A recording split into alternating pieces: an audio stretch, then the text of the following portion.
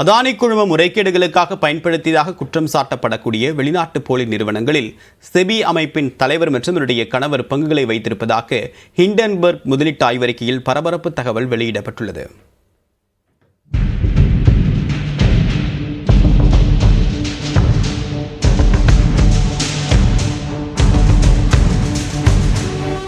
அதானி குழுமம் வெளிநாடுகளில் போலியாக நிறுவனங்களை உருவாக்கி அதன் மூலமாக பங்குச்சந்தையில் முறைகேட்டில் ஈடுபட்டதாக அமெரிக்காவை சேர்ந்த ஹிண்டன்பர்க் நிறுவனம் கடந்த ஆண்டு ஜனவரி மாதம் ஆய்வறிக்கையையும் அது தொடர்பான ஆதாரங்களையும் வெளியிட்டது.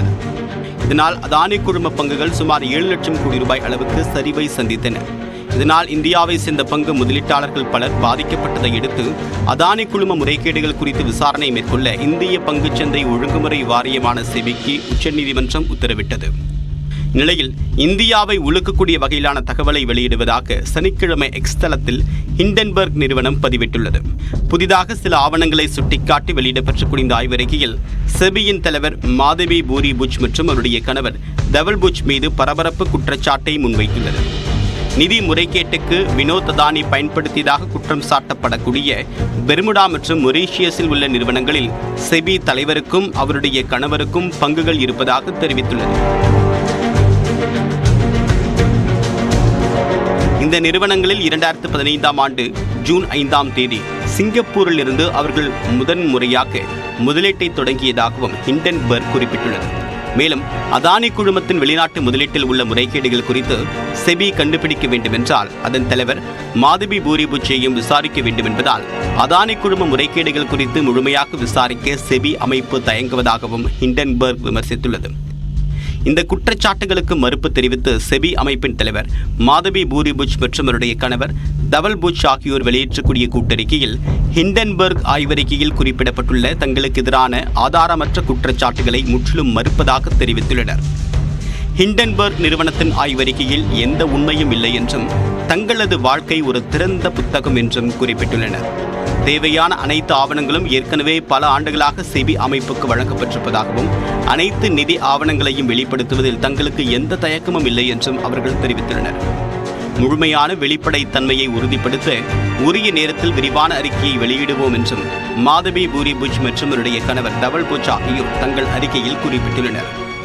இந்நிலையில் ஹிண்டன்பர்க் அறிக்கையை சுட்டிக்காட்டி எக்ஸ் தளத்தில் பதிவேற்றக்கூடிய காங்கிரஸ் கட்சியின் மூத்த தலைவர் ஜெயராம் ரமேஷ் நாடாளுமன்ற கூட்டத்தொடர் முன்கூட்டியே முடித்து வைக்கப்பட்டது ஏன் என்பதற்கான காரணம் தற்போதுதான் விளங்குவதாக குறிப்பிட்டுள்ளார்.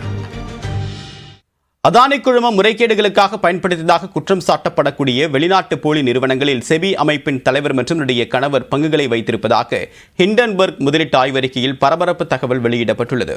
அதானி குழுமம் பங்குச்சந்தை முறைகேடுகளில் ஈடுபட்டதாக அமெரிக்காவை சேர்ந்த ஹிண்டன்பர்க் நிறுவனம் ஏற்கனவே ஆய்வறிக்கை வெளியிட்டிருந்தது. இதனால் அதானி நிறுவனத்தின் பங்குகள் கடும் வீழ்ச்சி கண்டன. இந்நிலையில் புதிதாக சில ஆவணங்களை சுட்டிக்காட்டி ஹிண்டன்பர்க் வெளியிட்டிருக்கூடிய ஆய்வறிக்கையில் இந்திய பங்குச்சந்தையை ஒழுங்குபடுத்தக்கூடிய அமைப்பான செபியின் தலைவர் மாதவி பூரி புஜ் மற்றும் அவருடைய கணவர் தவல் புஜ் மீது குற்றச்சாட்டை முன்வைத்துள்ளது. வினோத் அதானி முறைகேட்டுக்கு பயன்படுத்தியதாக கூறப்படக்கூடிய பெர்முடா மற்றும் மொரீஷியஸில் உள்ள நிறுவனங்களில் செபி தலைவருக்கும் கணவருக்கும் பங்குகள் இருப்பதாகவும் இந்த நிறுவனங்களில் 2015ஆம் ஆண்டு ஜூன் 5ஆம் தேதி சிங்கப்பூரில் இருந்து அவர்கள் முதலாக முதலீட்டை தொடங்கியதாகவும் ஹிண்டன்பர்க் குறிப்பிட்டுள்ளது. அதானி குழுமத்தின் வெளிநாட்டு முதலீடுகள் குறித்து செபி கண்டுபிடிக்க வேண்டும் என்றால் செபி தலைவர் மாதவி பூரி புஜ்ஜையும் விசாரிக்க வேண்டும் என்பதால் அதானி குழும முறைகேடுகள் குறித்து முழுமையாக விசாரிக்க செபி அமைப்பு தயங்குவதாகவும் ஹிண்டன்பர்க் விமர்சித்துள்ளது. இந்நிலையில் ஹிண்டன்பர்க் அறிக்கையை சுட்டிக்காட்டி எக்ஸ் தளத்தில் பதிவேற்றக்கூடிய காங்கிரஸ் கட்சியின் மூத்த தலைவர் ஜெயராம் ரமேஷ் நாடாளுமன்ற பட்ஜெட் கூட்டத்தொடர் திடீரென்று ஒத்திவைக்கப்பட்டது ஏன் என்பதற்கான காரணம் தற்போதுதான் விளங்குவதாக குறிப்பிட்டுள்ளார். தங்கள் பெயருக்கு களங்கம் விளைவிக்கவே இத்தகைய குற்றச்சாட்டு சுமத்தப்பட்டிருப்பதாக செபி தலைவர் மாதவி பூரி புஜ் விளக்கம் அளித்துள்ளார். தங்களுடைய வருமானம் தொடர்பான ஆவணங்கள் அனைத்தும் திறந்த புத்தகம் என்றும் அதனை பொதுவெளியில் வெளியிட தயாராக இருப்பதாகவும் அவர் கூறியுள்ளார். அடிப்படை ஆதாரமற்ற குற்றச்சாட்டுகளை முன்வைத்து வரக்கூடிய ஹிண்டன்பர்க்கிற்கு அமலாக்கத்துறை ஏற்கனவே நோட்டீஸ் அனுப்பியிருப்பதாகவும் அவர் தன்னுடைய அறிக்கையில் சுட்டிக்காட்டியுள்ளார்.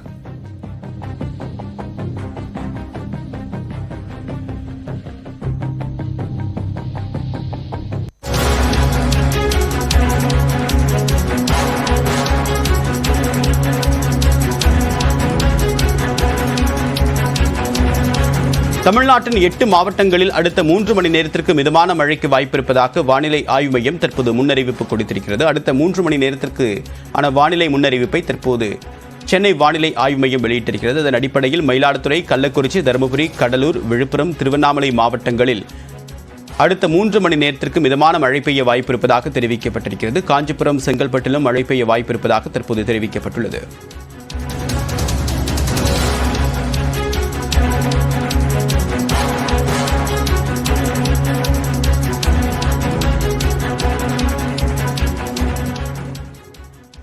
கேரளாவின் வயநாடு மாவட்டத்தில் நிலச்சரிவால் பாதிக்கப்பட்ட பகுதிகளை நேரில் பார்வையிட்ட பிரதமர் நரேந்திர மோடி வீடுகளை இழந்து முகாம்களில் தங்கியுள்ள மக்களை சந்தித்து ஆறுதல் தெரிவித்தார்.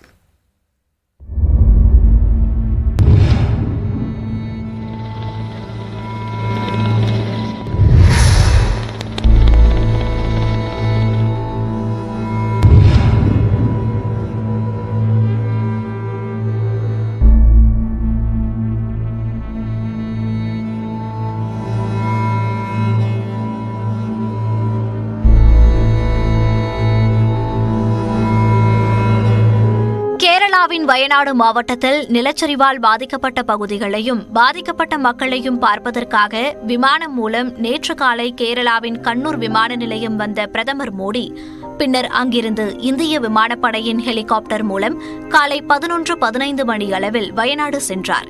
நிலச்சரிவால் பாதிக்கப்பட்ட சூரல்மலை, முண்டக்கை, புஞ்சரிமட்டம் ஆகிய கிராமங்களில் அவர் வான்வழி ஆய்வு மேற்கொண்டார். நிலச்சரிவை அடுத்து கல், மண் ஆகியவற்றோடு பெருக்கெடுத்து ஓடிய இருவழஞ்சி ஆற்றையும் பிரதமர் மோடி பார்வையிட்டார். அப்போது ஒவ்வொரு பகுதியிலும் ஏற்பட்ட பாதிப்பின் தன்மை குறித்து பிரதமர் மோடிக்கு விளக்கப்பட்டது.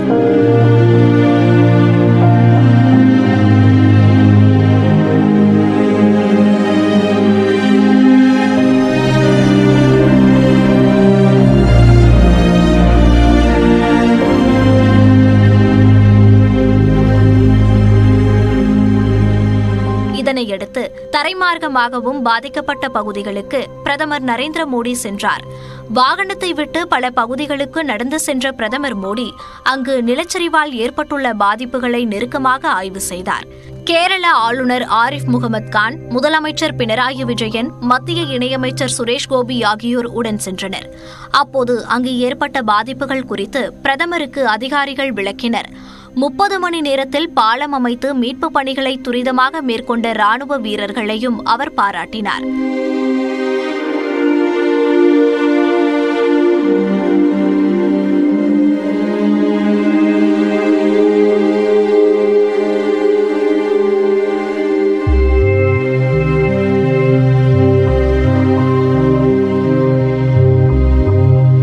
அடுத்து நிலச்சரிவால் பாதிக்கப்பட்டவர்கள் தங்க வைக்கப்பட்டுள்ள முகாம்களுக்கு பிரதமர் மோடி சென்றார்.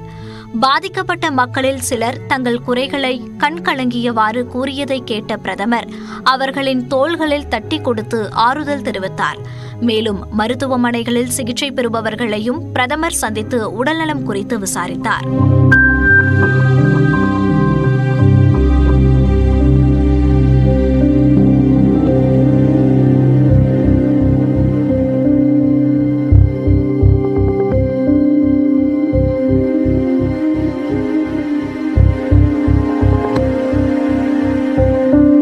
இதனைத் தொடர்ந்து முதலமைச்சர் உள்ளிட்ட அதிகாரிகள் பங்கேற்ற ஆய்வுக் கூட்டத்தில் பிரதமர் மோடி கலந்து கொண்டார்.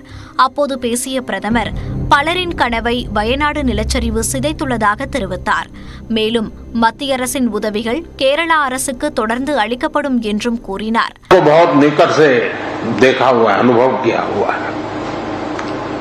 79 में आज से 40-45 साल पहले की बात है, गुजरात में मोरबी में एक अर्थन डैम था और भारी बारिश हुई और डैम पूरा नष्ट हो गया। और आप कल्पना करें, वो डैम बहुत बड़ा था, मच्छू। இதனைத் தொடர்ந்து பிரதமர் மோடி டெல்லி புறப்பட்டார். பேரிடர் பாதிப்பு பகுதியில் மறுவாழ்வு மற்றும் நிவாரணப் பணிகளை முழுவீச்சில் மேற்கொள்ள மத்திய அரசிடம் கேரள அரசு 2000 கோடி நிதியுதவி கோரியிருக்கும் நிலையில் மத்திய அரசின் கூடுதல் உதவிகள் குறித்த அறிவிப்பு விரைவில் வெளியாகும் என எதிர்பார்க்கப்படுகிறது.